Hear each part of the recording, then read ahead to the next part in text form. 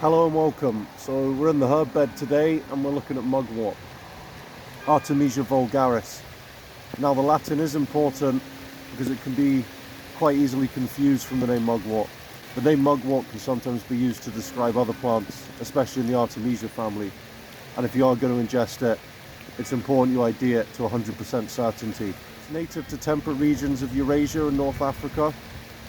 It likes dry, quite poor soil. So that's why we've got it here on the bank.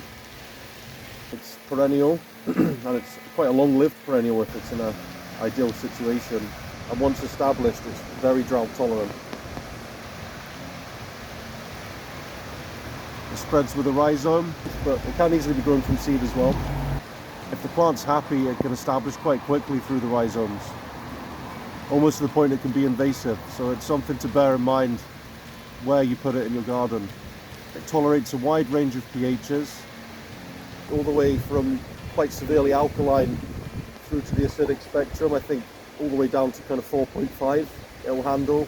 This is quite tall for a mugwort. You can get taller in rare circumstances, up to 2.5 meters tall, but generally it's about 1 to 1.5 meters. It can have quite variable appearances in terms of IDing this plant.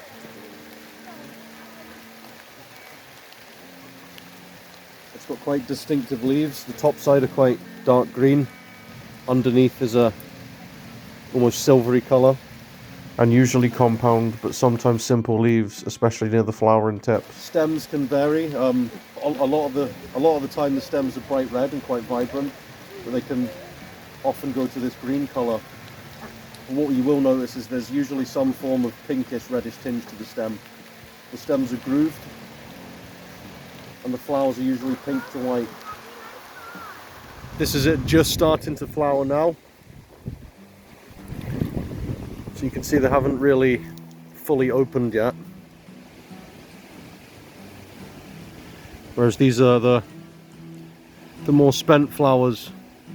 Traditionally it's been used for an insecticide. Mentioned in a number of medieval sources, like the 9 Herbs charm.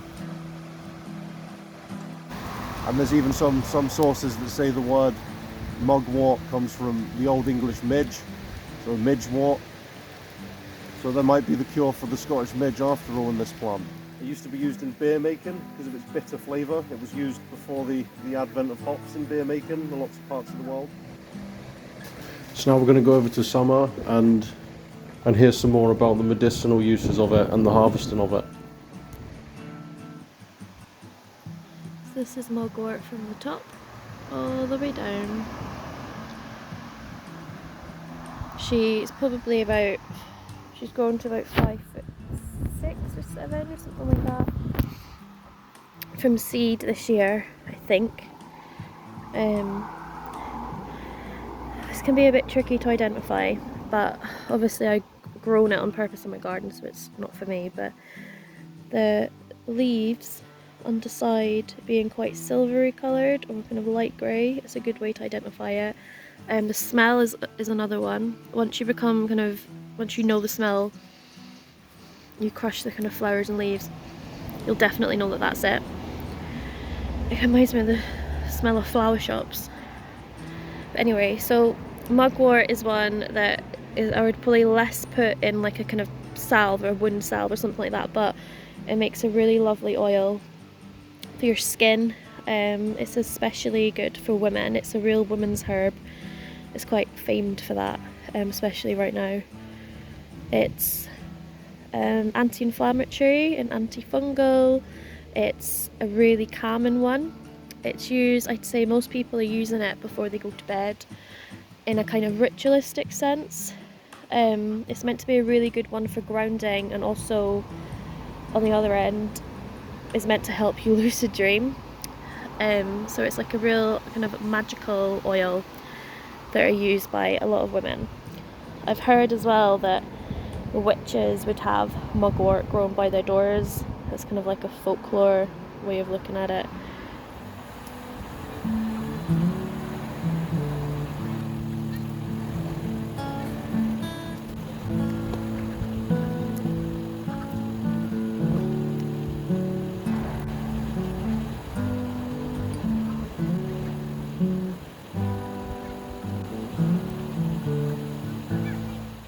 So now we've got it cut, we're going to get it dried in the house for a couple of weeks.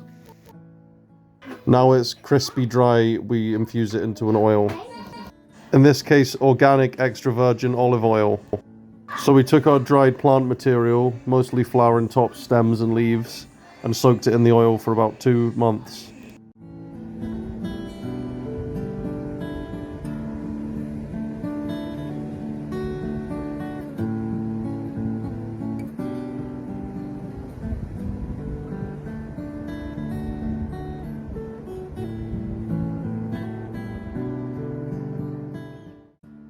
Now we're just straining it with a muslin cloth.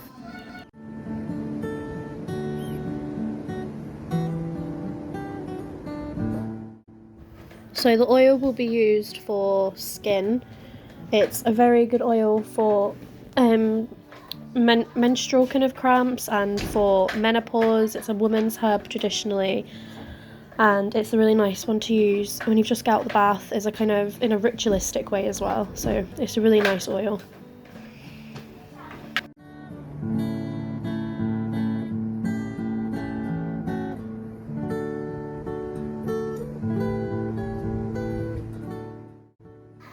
We'll also be making some smudge sticks with the mugwort, and probably a couple of big ones, and then kind of different times of the year when we're welcoming in different seasons. It's nice to kind of use it to cleanse your environment again, or the garden as well, at the start of kind of spring coming in. Thanks for watching, and if you've got any questions, leave them in the comments below.